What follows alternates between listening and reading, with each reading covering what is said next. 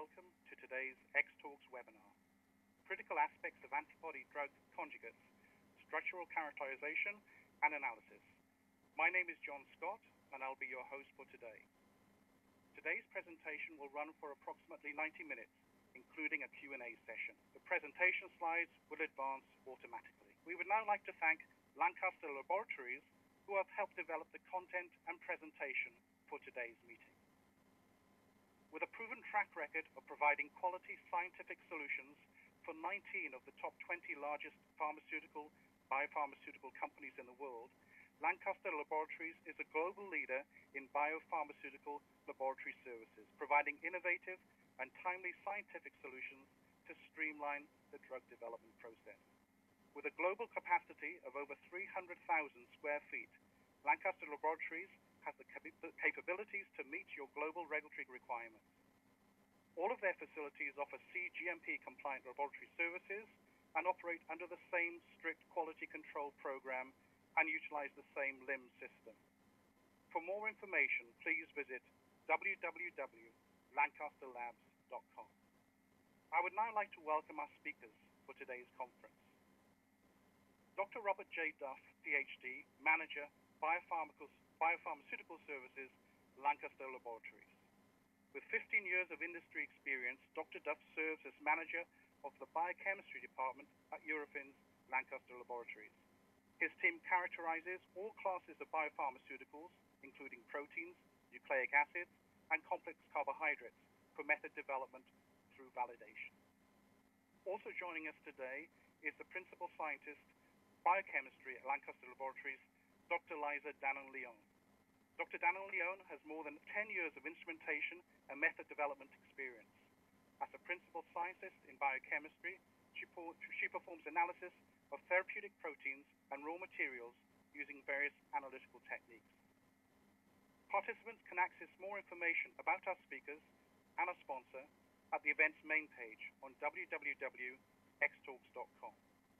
And now, without further ado, I'd like to hand the mic over to Dr. Duff. Dr. Duff, you may begin. And all of the attendees for making this presentation possible. Today's talk deals with the critical aspects of antibody-drug conjugates, structural characterization and analysis. The agenda for today's discussion will be the abstract. I would like to go over some key points of the abstract to further provide backgrounds. The background will consist of some definitions that is important for the future slides, as well as some history on the monoclonal antibodies. We will show some examples of some existing ADCs in clinical trials and the recent update of the recently approved ADC. We'll go over briefly some internalization mechanisms by which the antibody-drug conjugates gain access to the internal workings of the cell to apply their therapeutic action, followed by the synthesis components. Those, as you know, may or may not govern the success of the antibody-drug conjugate, most notably the linker between the two components.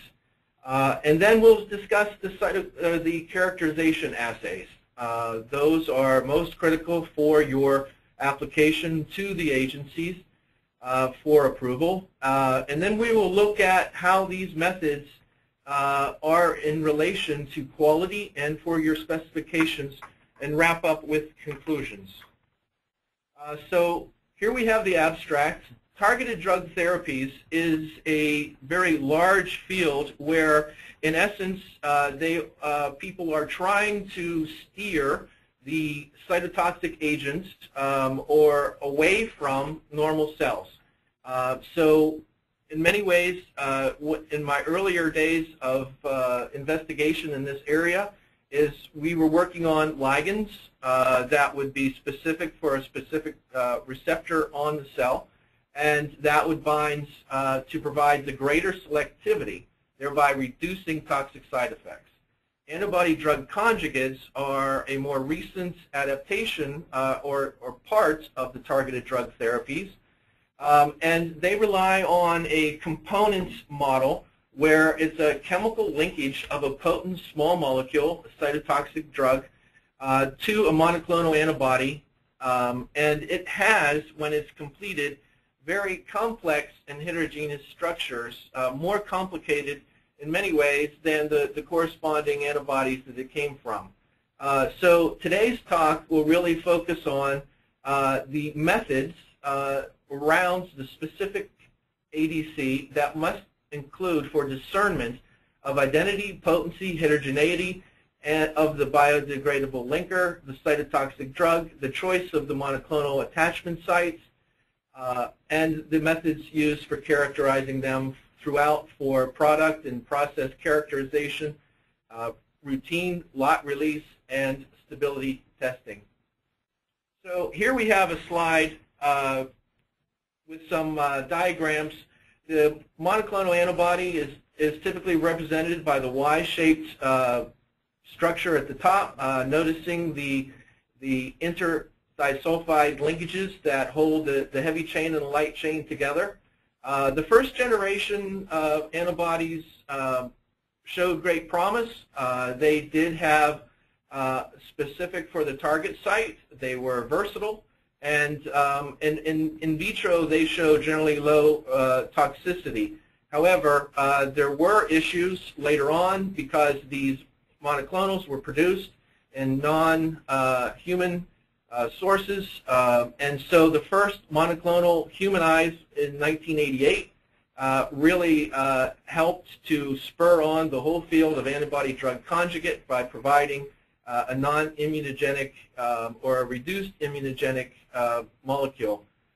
Back in the 1990s, there was a lot of work with the bispecific antibodies, where they would have the antigen binding region targeting two different areas or covalently linked to two different areas. And here you can see some of the diversity that they did back in the 1990s and into the early 2000s.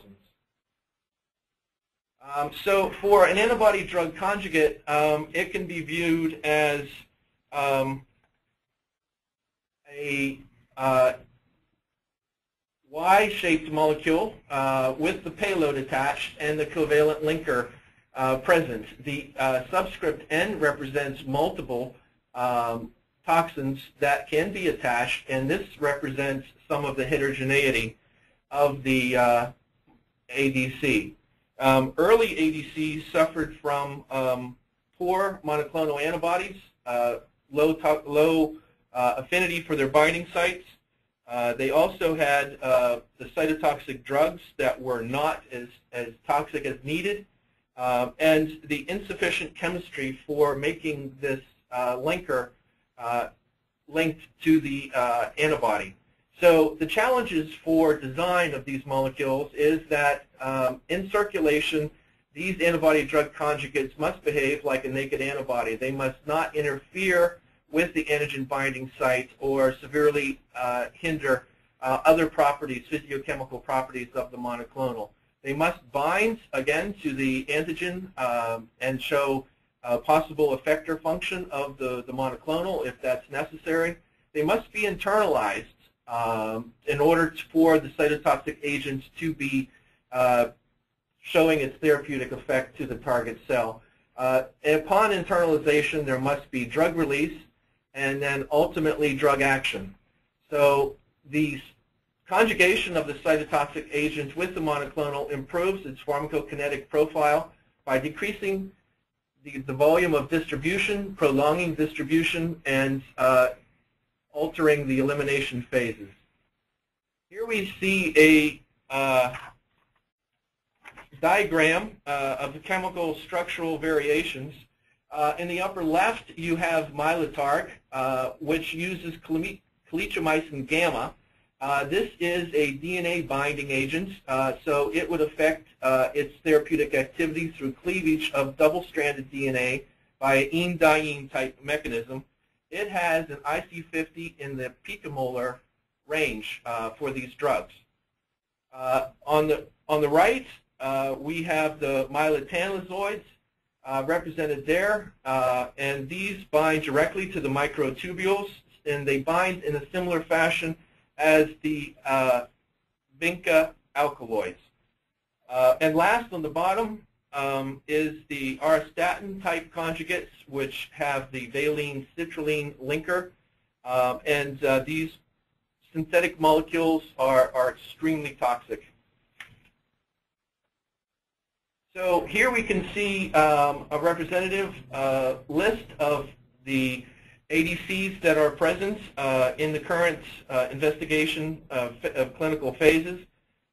This was taken from Discovery Magazine 2011. There was an update that I must mention. The brentuximab molecule from Seattle Genetics was recently approved. So that, along with clindamycin derivative of Gen's-tuzumab, is also approved. But as the chart shows, that one was withdrawn, basically because of linker instability and did not demonstrate sufficient survival benefits. One thing I want to call your attention to is in the linker category, there's several different chemistries going on there, and a little more of those will be explained later on, where we have the hydrazone, we have the non-reducible thioethers, we have the reducible disulfides, and then the enzymatic valine citrulline type cleavage pathways for the linker. There's variable targets. And it's important to understand these targets. Like CD33 was the initial one for the clindamycin derivative. Then you have CD30, CD70. You have the prostate-specific membrane antigen for that, and then also CD70 for duocardomycin from BMS in early stages. So here we have more description of the targets, and you can see that they vary quite significantly in their actual mechanism of action, like CD33 versus CD70, very different type of mechanisms. So why are these mechanisms important? Basically because they have shown therapeutic activity either in the small molecule area, or they do have some antibody drug or antibody effector function activity. But each one of these targets must be understood. They must be understood in the sense of designing your ADC. So with that impact, it can basically just bind and not actually be internalized, so you must understand the binding of your antibody to the target antigen and the overall rate of endocytosis. So here we have a cartoon to demonstrate two general classes of endocytosis. The phagocytosis is for particles. Particles greater than 0.75 microns are internalized by the cell, as represented by that cartoon animation. Although recently there's been a lot more discussion about some form of receptor actually binding the particle and pulling it in the similar mechanism. The alternate is a pinocytosis, where the cell basically wraps its cellular membrane around a particle of the extracellular fluid and pulls that inside. So where are the antibody drug conjugates in this scheme? Well, we're looking more at receptor-mediated endocytosis, where up in the cartoon shown there, we have the antibody drug conjugate bound to the tumor-specific antigen at the red triangle. That is then internalized through the plasma membrane and deposited into the early endosomes. These can be clathrin dependent or non-clathrin dependent. There's certain size restrictions for each one of these. Here, the antibody drug conjugate in the early endosome is going to experience a pH drop an acidic environment that will be used for ligand dissociation typically, removing it from that particular site.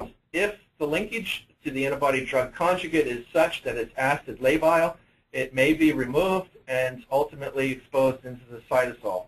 Alternately, after much processing of the early endosomes, the late endosome matures and through continuous removal and additions, ultimately to deposit its contents into the lysosome, where the antibody-drug conjugate would experience the most harsh enzymatic process environments of aspartate proteases, cysteine proteases, and various other enzymatic degradations. Even sulfatases have been found in the lysosome.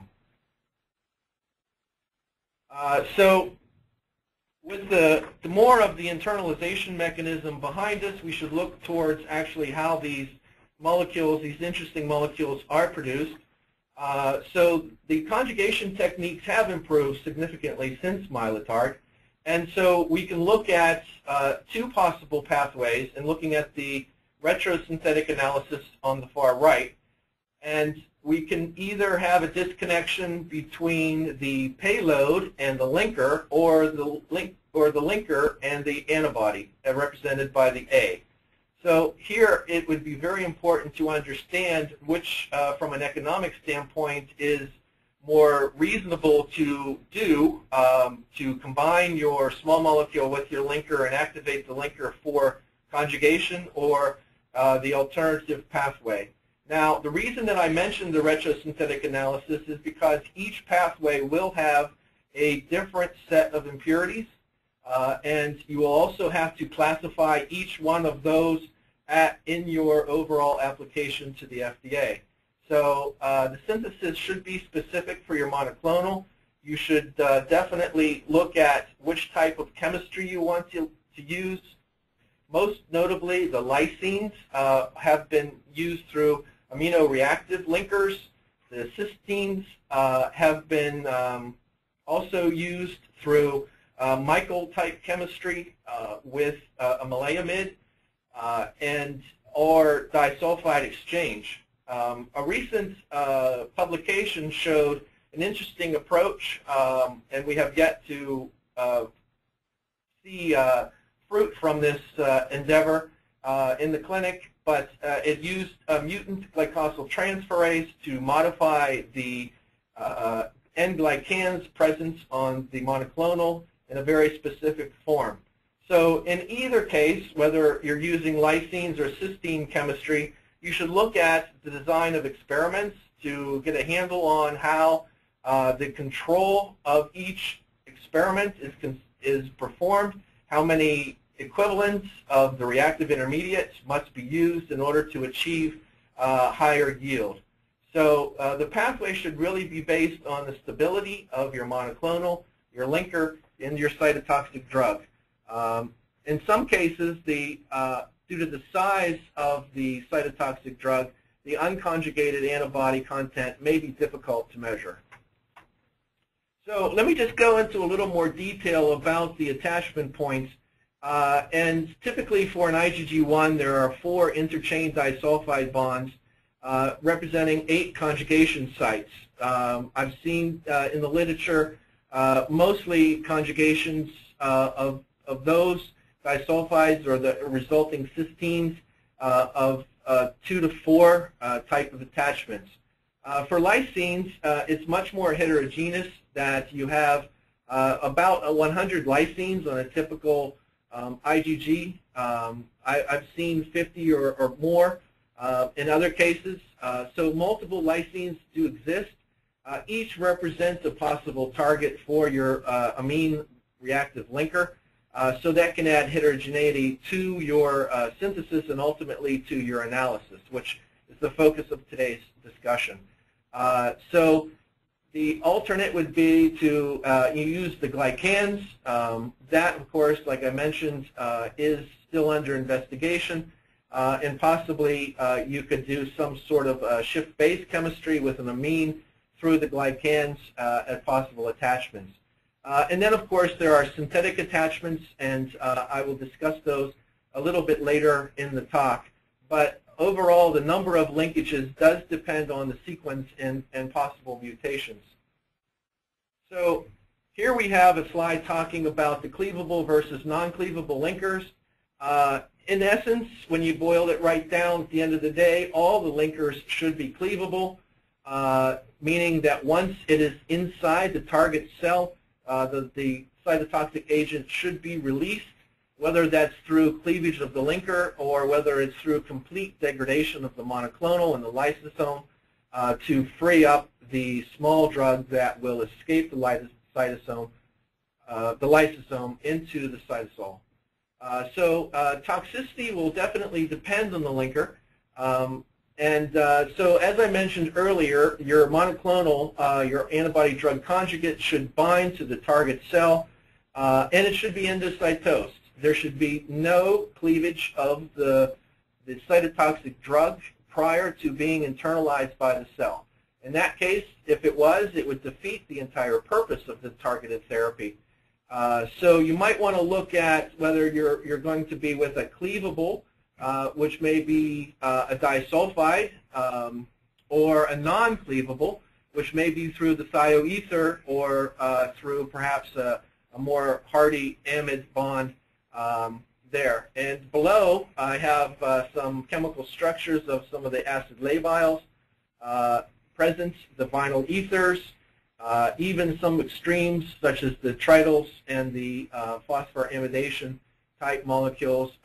Most notably, we have seen a lot of antibody drug conjugates using the carboxyhydrazones or just the hydrazone type of attachment or the cis-icotonic acid. The enzymatic ones are also very interesting, and I'll go into a little more about those later, especially those related to capsaicin B. So here we have component considerations. If you have recently inherited through an acquisition or a different project, there may be a CMC already prepared for your monoclonal. That should be reviewed and updated. So you should review it for characterization, comparability, release, and stability aspects as related to the methods.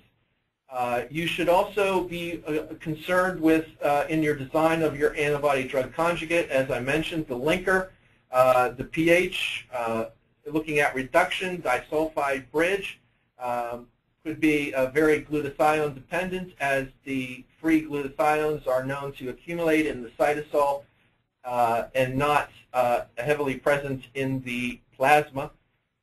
You should look at your enzymatic mediated scission in different studies, proving and demonstrating that indeed the enzymatic linkage is cleavable by these molecules, these enzymes.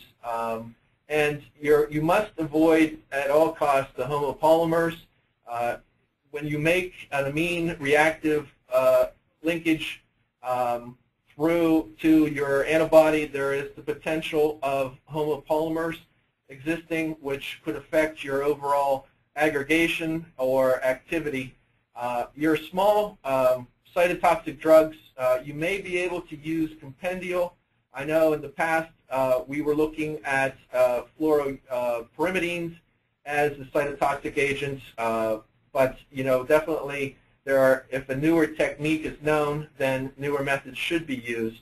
But overall, the internalization process should liberate the drug completely and efficiently in its active form, or some prodrug that would be built in the cell to some extent.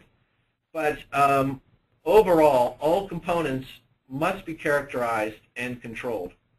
So these characterization assays, where do we fill in the blanks? The question marks, what do they really mean?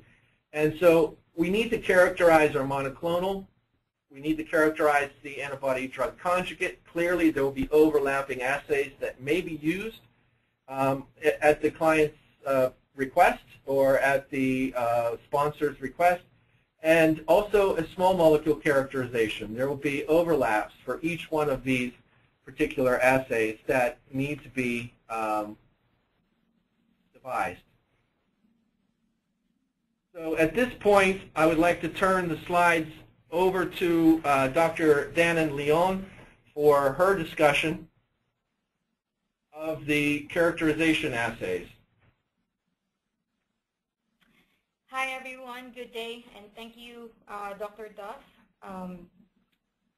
I will be discussing the different physical characterization assays used for thorough ADC analysis. Analysis of antibody drug conjugates is pretty much the same as other biopharmaceuticals and pharmaceutical drug products. The assay designs are pretty much dependent on three main things: the chemical properties of the linker, the drug, and the choice of attachment sites, as discussed earlier by Dr. Duff. All of these assays should follow ICH Q6P guidelines. This set of assays that need to be developed must address ADC attributes that are critical to clinical efficacy. They will include the distribution and average number of drug species of the monoclonal antibody. They will also have to be able to report in vitro and in vivo stability of the linker and the drug species. And it should also address target site specificity and binding properties of the monoclonal antibody. And of course, all of these attributes eventually will be of great importance to understand the potency of the drug.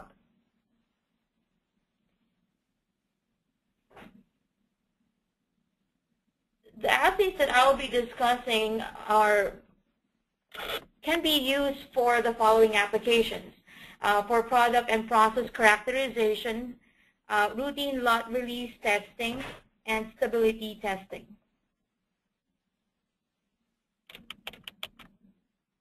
We have identified multiple challenges for designing assays for ADC characterization. The mere fact that no two antibody drug conjugates are similar poses to be the biggest challenge. ADCs can only be similar unless they are from the same IgG framework, or they have the same linker chemistry, or it carries the same small molecule drug. Therefore, for every ADC that is developed, a unique set of characterization assays will have to be available. This assay should be able to address the accurate evaluation of ADC heterogeneity. We should be able to understand linker and drug chemistry considerations. And these assays will have high demand for multiple state-of-the-art analytical instrumentation. And since you will need multiple state-of-the-art instrumentation, it will require scientific expertise in both small and large molecule characterization.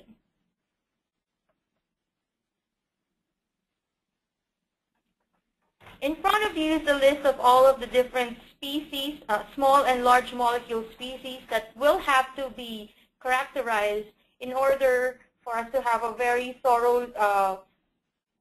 thoroughly studied antibody drug conjugate. You need to consider both all of the different molecules or the different anti-active product ingredients before ADC conjugation, and also study all of the small and large molecules that can be present after ADC conjugation. Now, this becomes a challenge because the matrix before and after conjugation will be completely different. Therefore, it can be said that the different characterization strategies before and after ADC conjugation could be completely different. So in order to assay all of these different species, multiple instrumentation is necessary. A well-equipped laboratory for ADC physical chemical characterization must have the following capabilities: multiple column chemistries for your HPLC or UPLC system, Definitely, it's required to have hydrophobic interaction chromatography available. Ion exchange chromatography should be available together with the basic size exclusion chromatography and reverse phase chromatography. The more expensive sets of instrumentation falls under number 2, wherein you will need multiple mass spectrometry platforms that will require the capabilities of both electrospray ionization and multi-ionization sources. Mass spectrometers are available in both unit mass and high resolution instruments, and listed here in front of you are the different requirements for depending on the size of the molecule you're characterizing. And number 3, of course, we will need also multiple biochemistry equipment and instrumentation such as capillary electrophoresis, UV-Vis spectrophotometry, and SDS phage.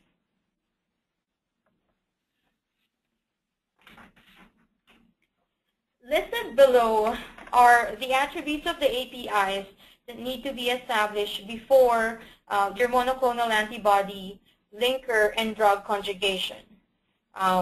We need to establish the identity by mass analysis of the monoclonal antibody or of the small molecules in both for the monoclonal antibody in both reducing and non-reducing conditions, and possibly also in both glycosylated and deglycosylated forms. The monoclonal antibody identity can also be established by reporting greater than 95% sequence coverage using peptide mapping assays wherein LC-MS instrumentation is utilized. We also need to establish the purity of the APIs using chromatographic techniques. And also make sure that we understand how heterogeneous the APIs are. And in addition to that, we have to make sure we were able to quantify and characterize fully the different impurities that are present in our APIs. Identity of a monoclonal antibody API can be established using mass measurements of the non-reduced form and its also reduced form. This is performed by comparing the theoretical mass of the monoclonal antibody versus its observed mass. So in front of you is an example of how can this be done. We typically, in the lab, we typically use ESI-TOF or MALDI-TOF to present, to be able to calculate, to observe the convoluted average mass of the monoclonal antibody. So here, as an insert, is an example of how a raw mass spectra of a deglycosylated monoclonal antibody is, looks like. The identity of a monoclonal antibody API can also be established by peptide mapping analysis. Typically, we would want to attain greater than 95% sequence coverage when we use LC-MS. Another way of reporting this is by monitoring the relative retention times and the relative peak areas and also the masses of individual peaks as identified in this total ion count chromatogram. So that is typically compared to a reference standard that was processed together with your drug substance.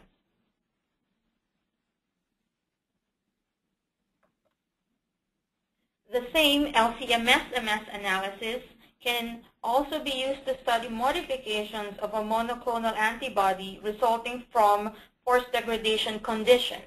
So here, what you have in front of you are LC-MS mass spectra of 2 trypsin-digested monoclonal antibody peptides, wherein it shows different BNY ion species identified that are representative of those 2 trypsin-digested peptides.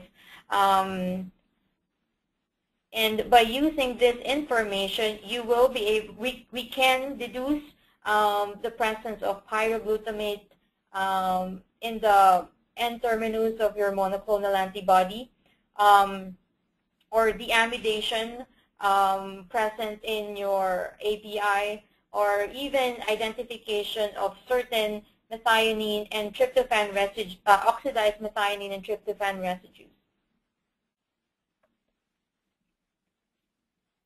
Your our LC-MS systems can also be used to characterize different impurity profiles of the APIs. So as an example, in this total ion count chromatogram, we are comparing the profiles of our control and 2 stress samples. So a slight difference in the total ion count chromatographic profile can be observed in this particular region in here. And since it is coupled to a mass spectrometer, we can check if there is a significant change in the deconvoluted masses. Now, after conjugation, the first thing that will have to be established is to make sure that the antigen binding and cell-based assays of the manufactured antibody drug conjugates, it must demonstrate target-dependent cytotoxicity, and these are used to determine potency of the drug product, and it also dictates the characterization goals and QC controls of that particular ADC drug product. So we've discussed before conjugation, we need to establish identities of the API.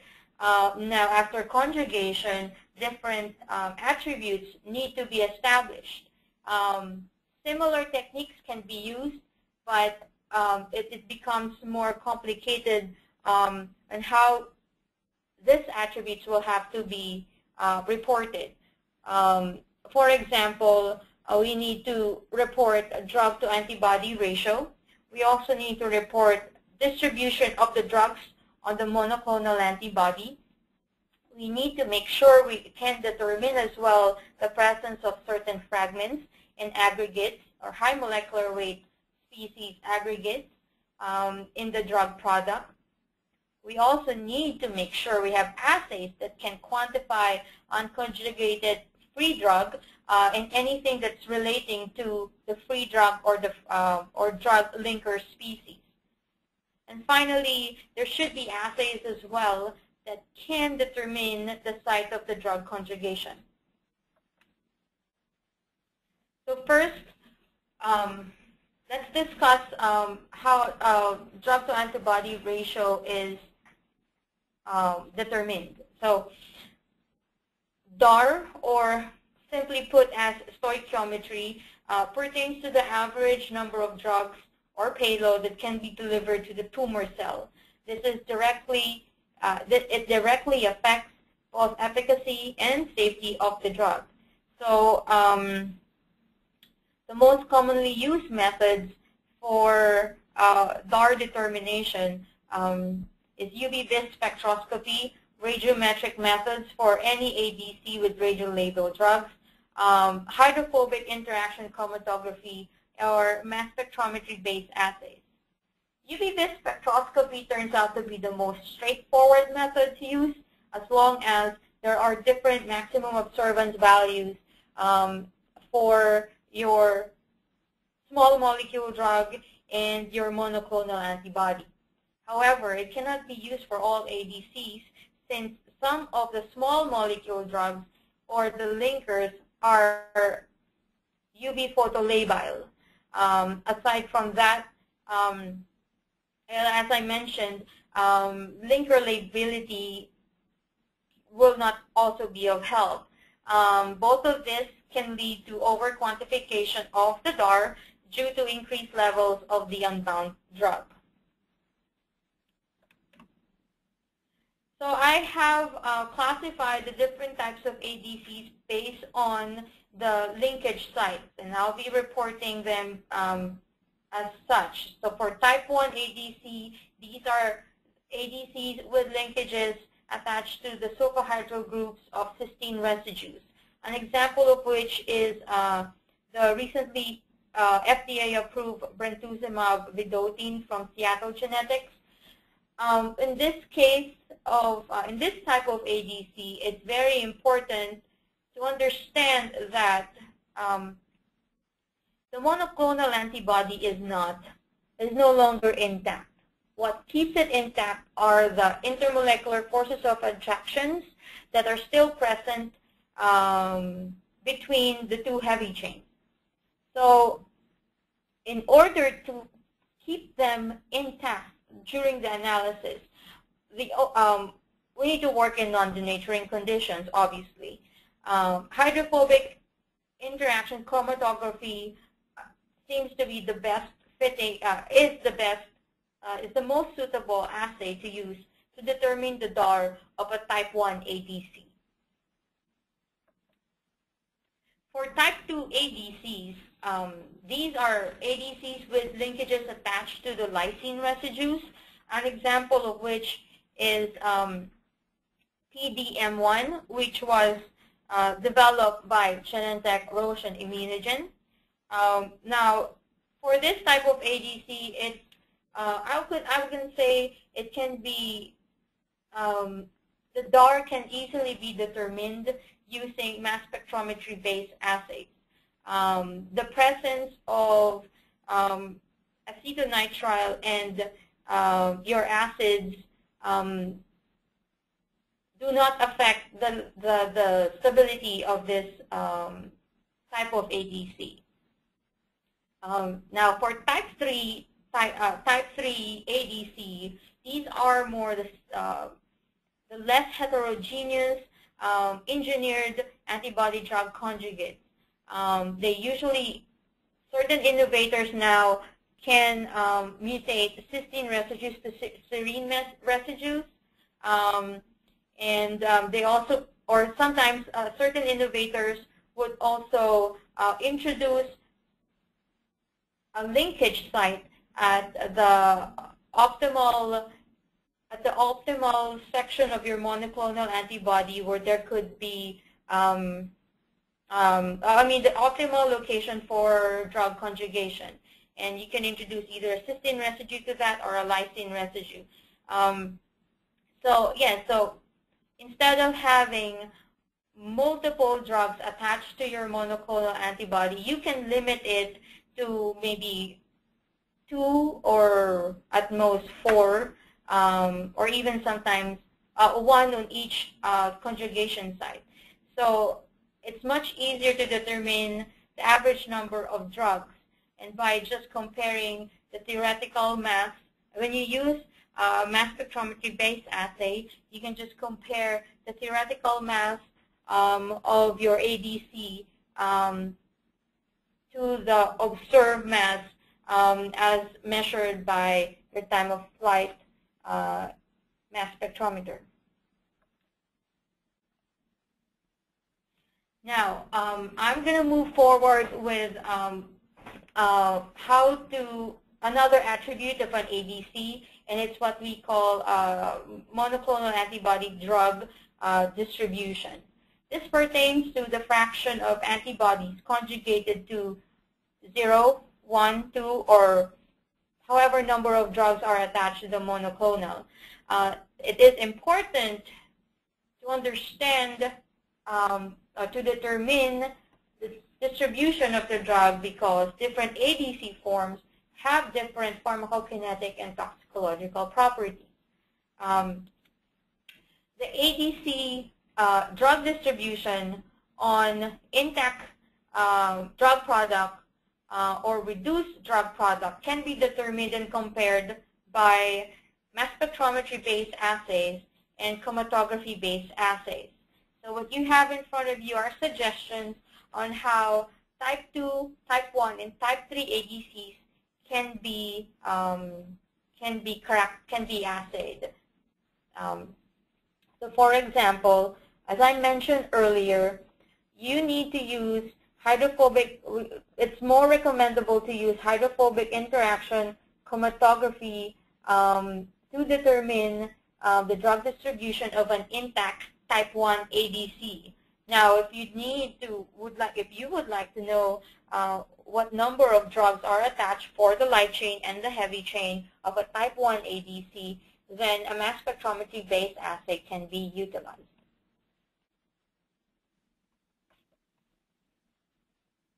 Here is an example of how a mass spectrometry-based assay can be used to determine the drug distribution.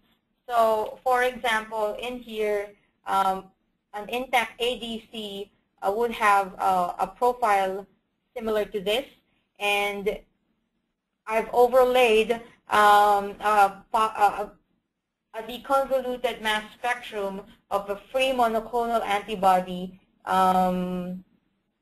over the deconvoluted mass spectrum of an ADC with 1, 2, 3, and 4 drugs attached to it. And the mass differences of this peak show you how many drugs are attached to this ADC.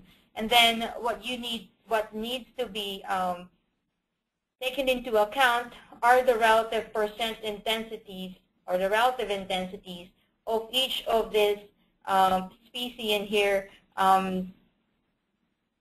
in order to give you an idea of both the drug distribution and also of the average number of drugs attached to the monoclonal.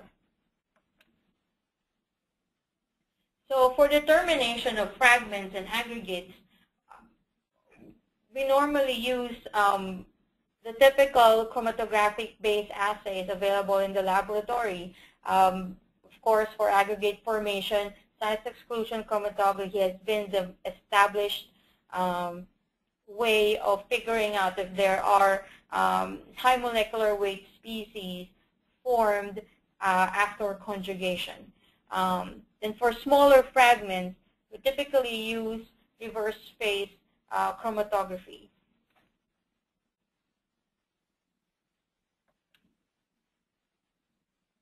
I mentioned earlier that as part of the set of assays that needs to be developed or designed for ADC characterization should include determination of the small molecule species in your drug product.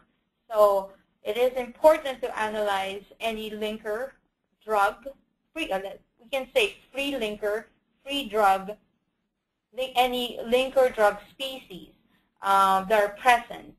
And since I'm a mass spectrometer in mass spectrometrist in training, I highly suggest to use different platforms of mass spectrometry to identify any unknown linker drug species that may be present. Okay. Now finally, for determining the drug conjugation site,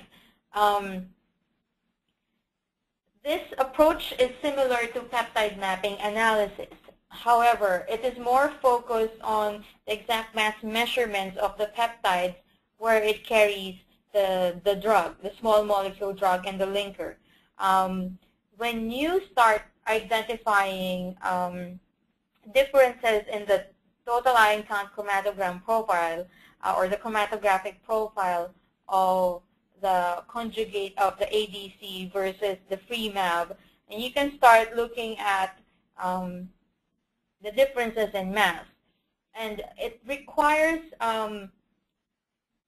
skills that will involve, unique skills that will involve, well, it will require structural elucidation skills from the scientist to make sure that you know that it will be, especially when you start working with higher order MS analysis. In this particular sets of chromatogram in front of you, what we've done is we've overlaid 4 different samples. One is a reference standard or R control, and it just compares with three different either a drug substance or a drug product. And a clear difference in this region in here, just in this region right here for sample number 2, just tells us there could be a possible site of conjugation in this segment of the chromatogram.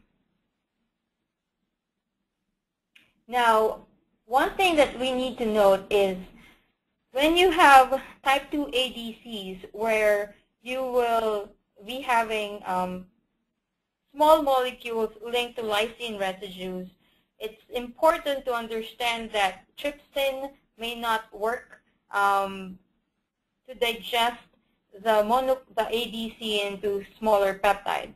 Has to be taken. Definitely, other endoproteinases are available out there that can be used to digest your ADC to the peptide level. Something similar, something like aspartic N endoproteinase can be used, or ARG-C can be used as well, or GLUC.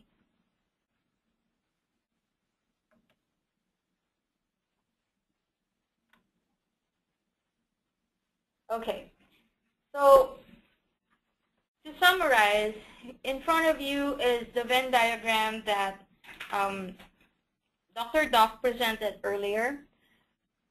I've listed in here all of the different characterization assays that may be applicable for ADC analysis. And also, it is also applicable for mAb API and small molecule API characterization. And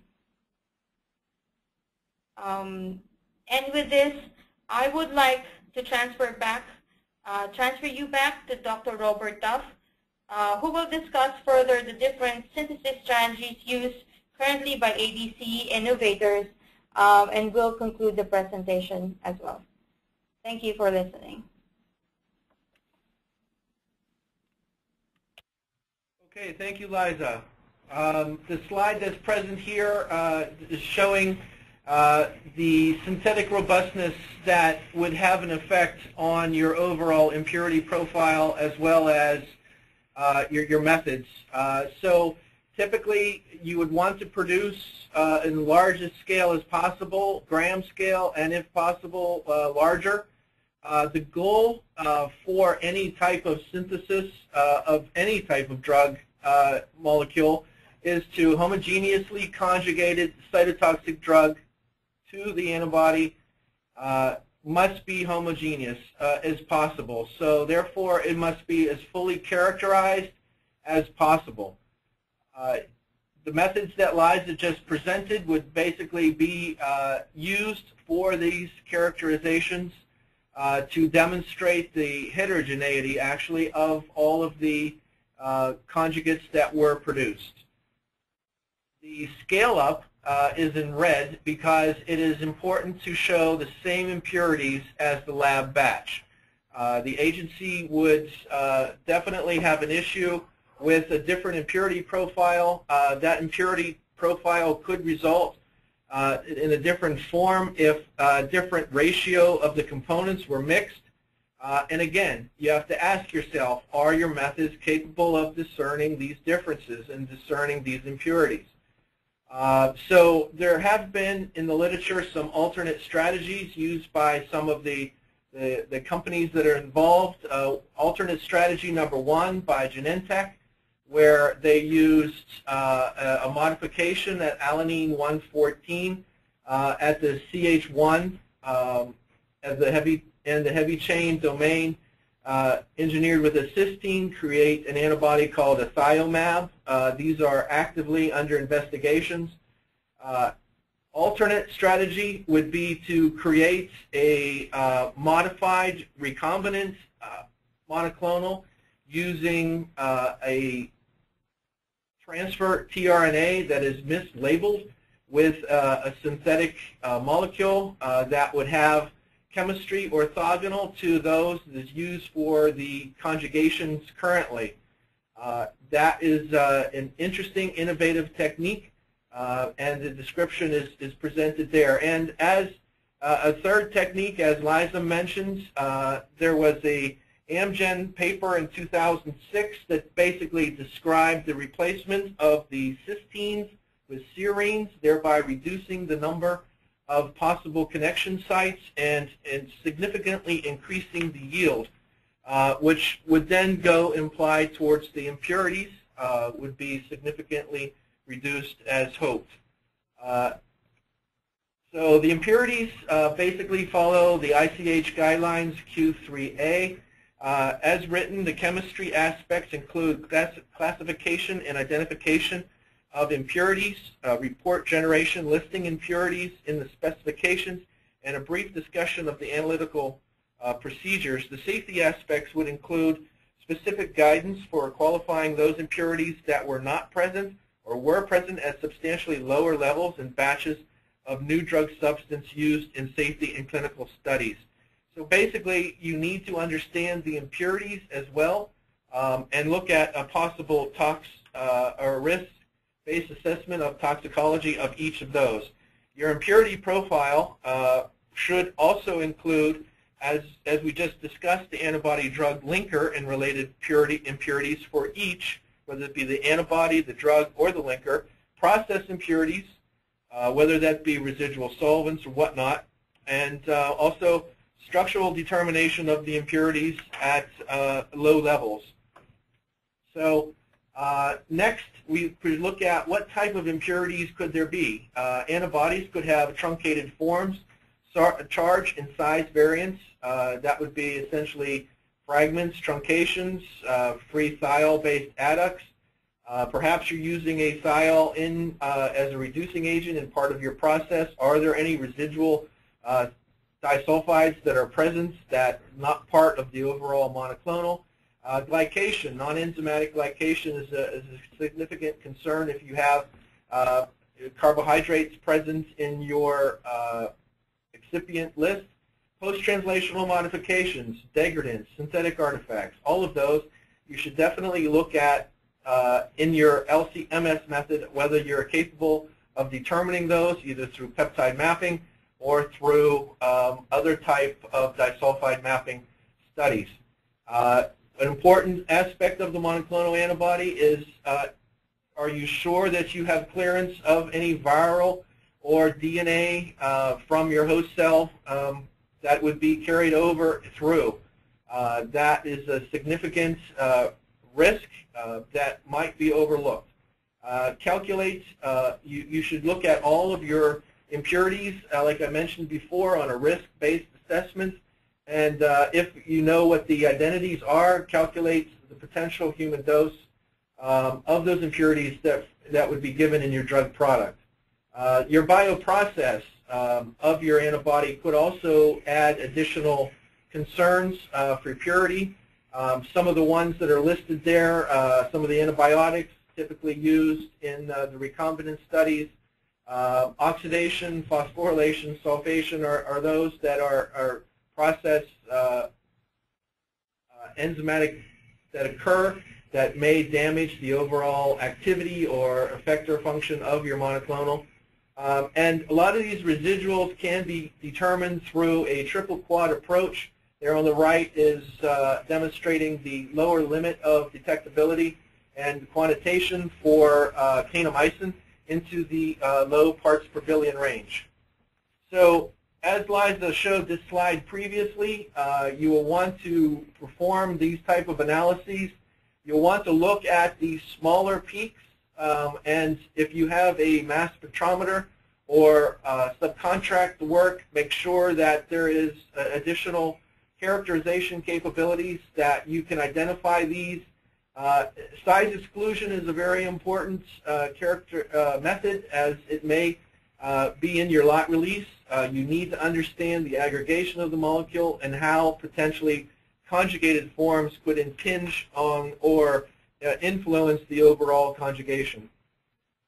And like Liza showed again, This slide basically is listing and showing the chromatogram of forced degradations. You need to understand what these are, the mechanisms by which they may form, and if they pose a serious health hazard or an overall loss in activity throughout your program. So, turning to the small molecule now, just one thing that in my preparation for this talk, I found as particularly interesting is we have a synthetic molecule, the auristatins. The red circles represent all possible sites of diastereomeric or enantiomeric impurities, the creation of diastereomers.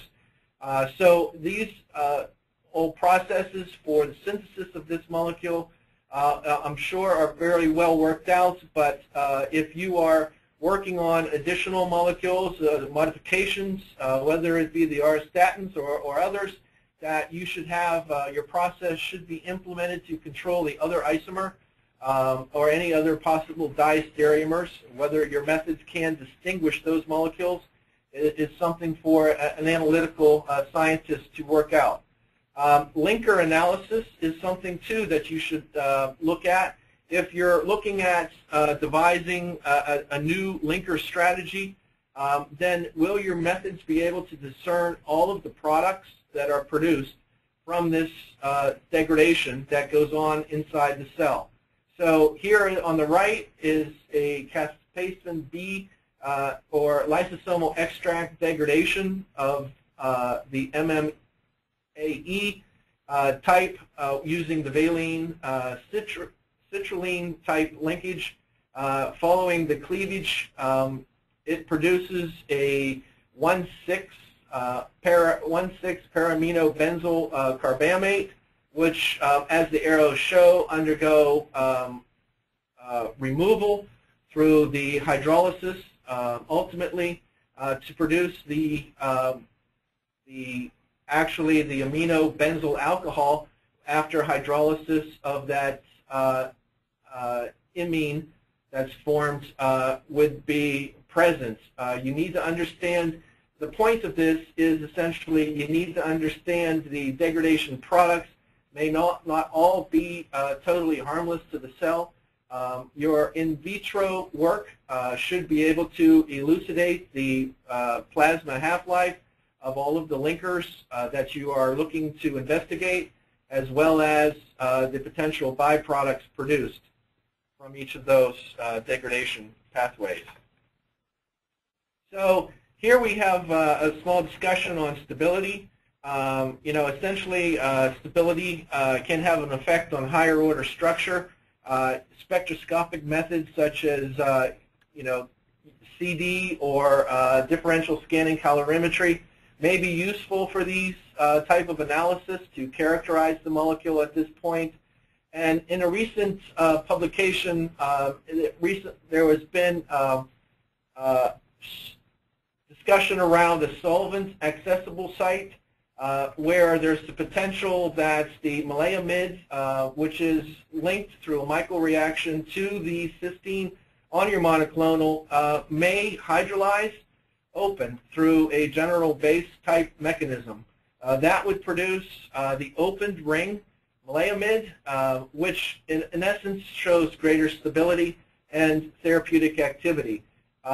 In a non-accessible site, solvent-accessible site, you would basically have the possibility of exchange of the maleimide through the microreaction again, which is reversible. And if there is a high presence of thiols, that there would be exchange of your conjugated drug to glutathione, whatnot, in that area, which would reduce the activity. But once the hydrolysis occurs, the microreaction is less favorable.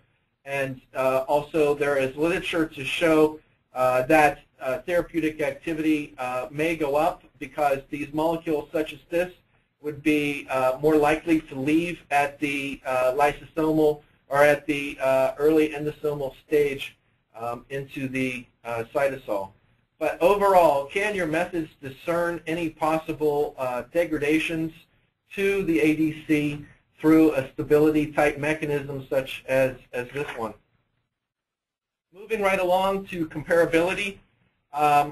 This document, its website is shown there, addresses the comparability study for manufacturing, changes made prior to the product's approval and after the product's approval. This is something that should definitely be considered in any application, and also you would want to consult with the FDA prior to implementing any change that may result in comparability testing in order to avoid delays. Product comparability testing, you'll want to have this list here. You want to look at all your analytical testing, those of which Liza had discussed. Some bioassays, essentially your ELISA and your effector function. Those would be critical.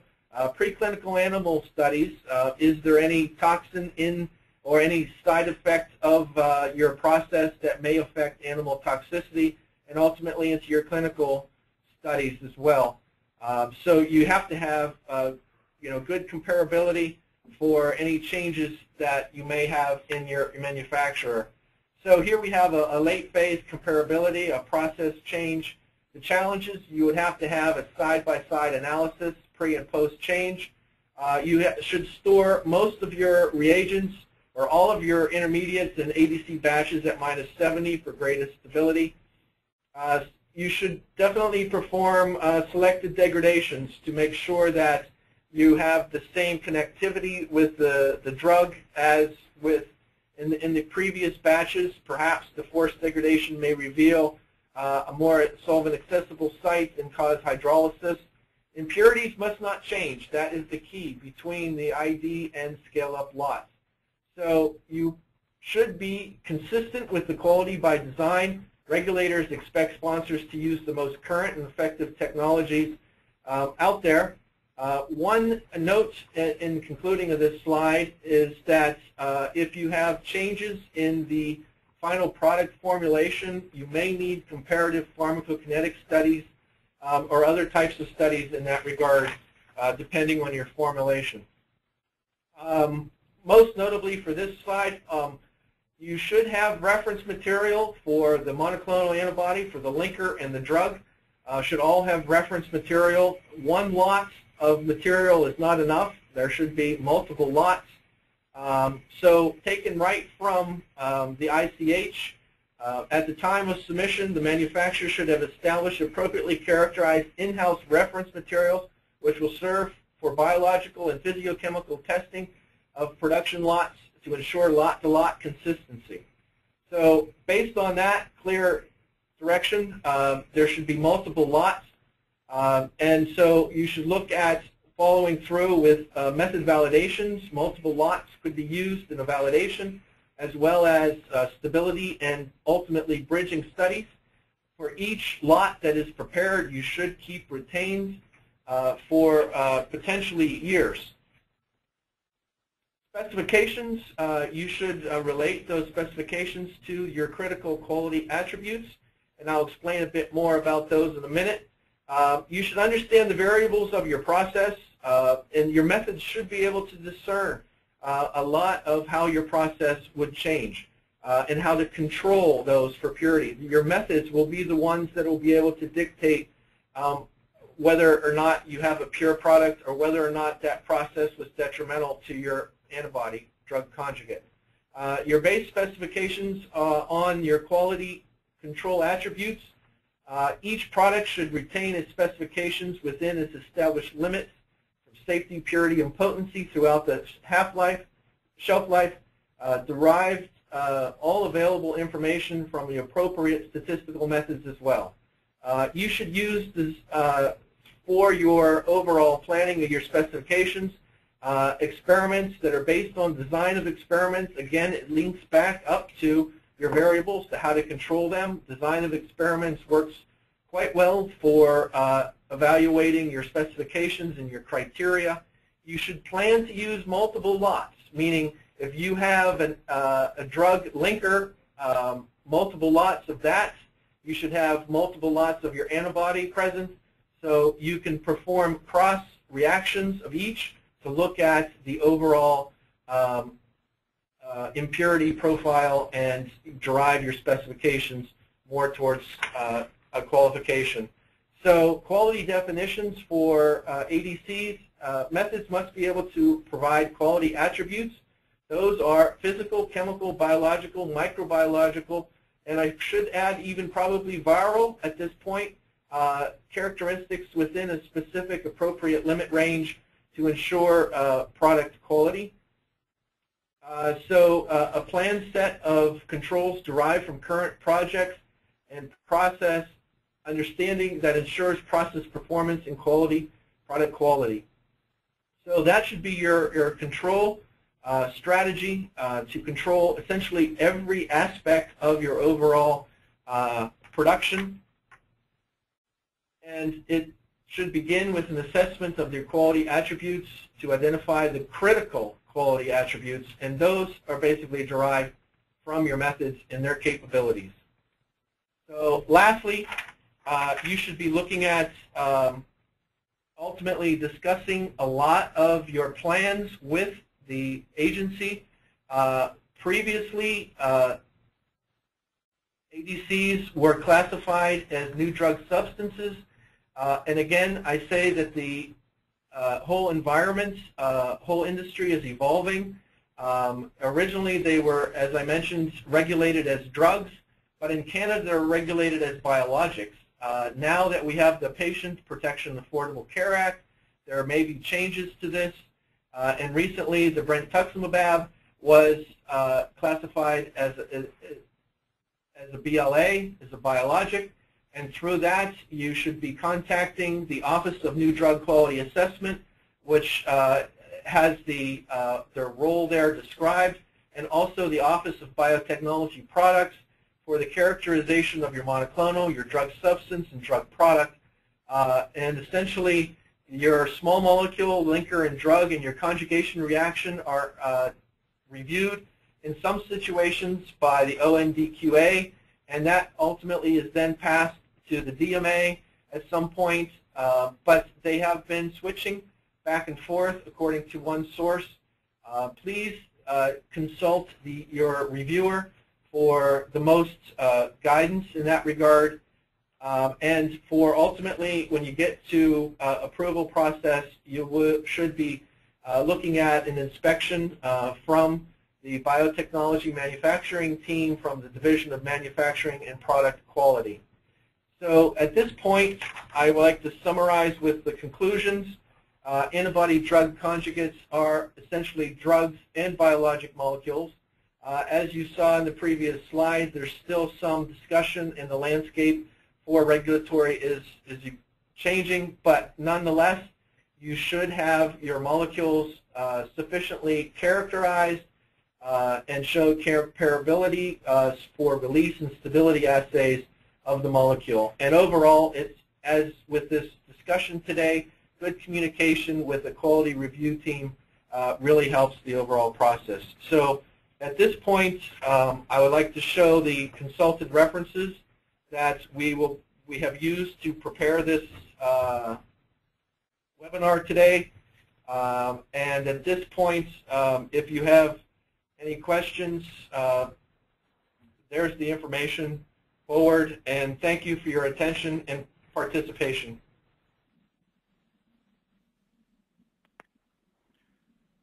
Well, thank you both so much for your insightful presentations. We will now move into the Q&A part of our program.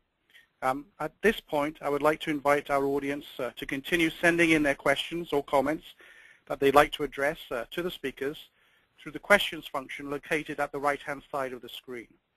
We've already received some questions, so I'd like to start with those. The first question, what characterization should be considered for an ADC? John, I would like to answer that question. It's part of the talk that I presented. Well, like what I mentioned earlier, certain attributes of ADC will have to be reported, and these are your drug-to-antibody ratio. You should also have an assay that can determine more concretely what is the amount of drug distributed on the monoclonal antibody.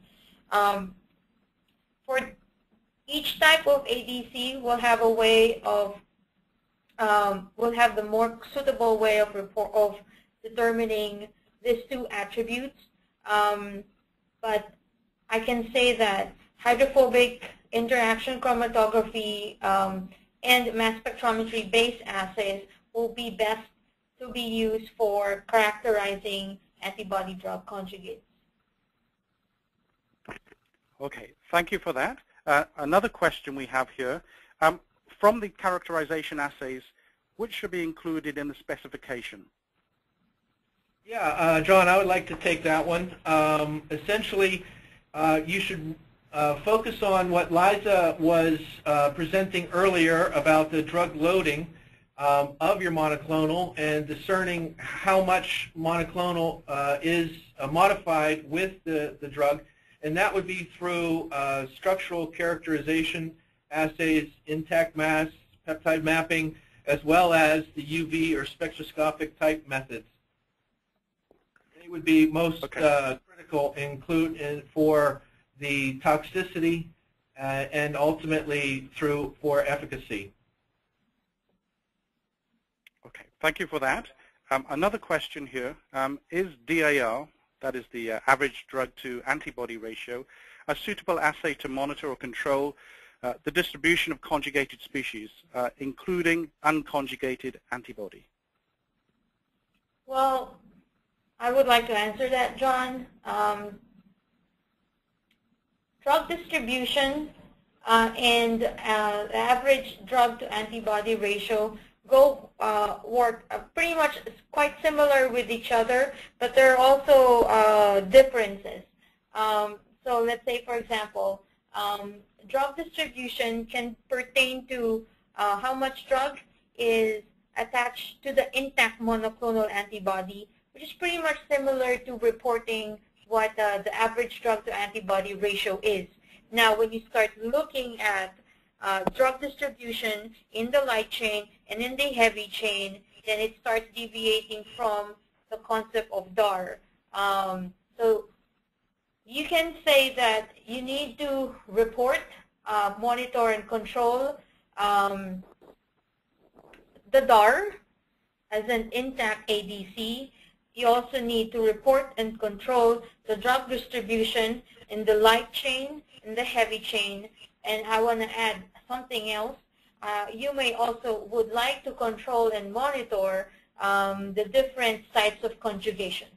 So those are three things that will have to be monitored, controlled, and be able to be reported. Okay, thank you. Thank you for that. Another question here. What data will demonstrate that the conjugation reaction delivers a consistent product, including reliable distribution of conjugated species? Well, I will take that one, John, and that is a great question. And basically, it's just basically a summation of this entire discussion today.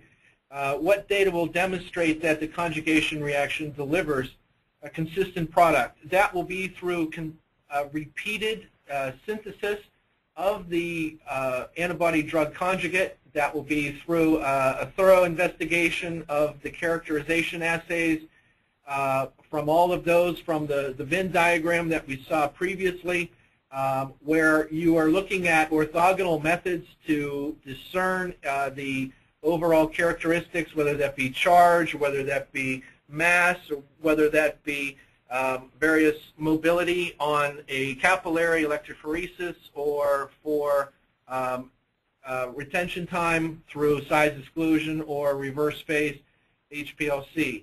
So essentially, you need to generate a lot of data to show that your process is consistent, and that once you have a well-characterized molecule, you would be able to understand more of the distribution of the conjugated species in a living system, an animal, or a human.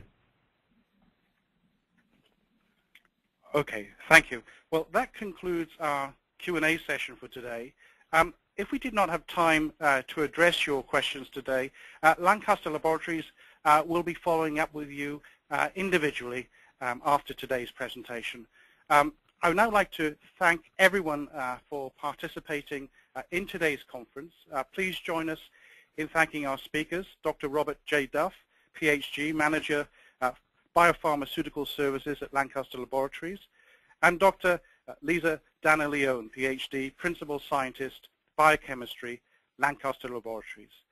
Thank you very much for your time. We hope you found this conference informative. Have a great day. Thank you.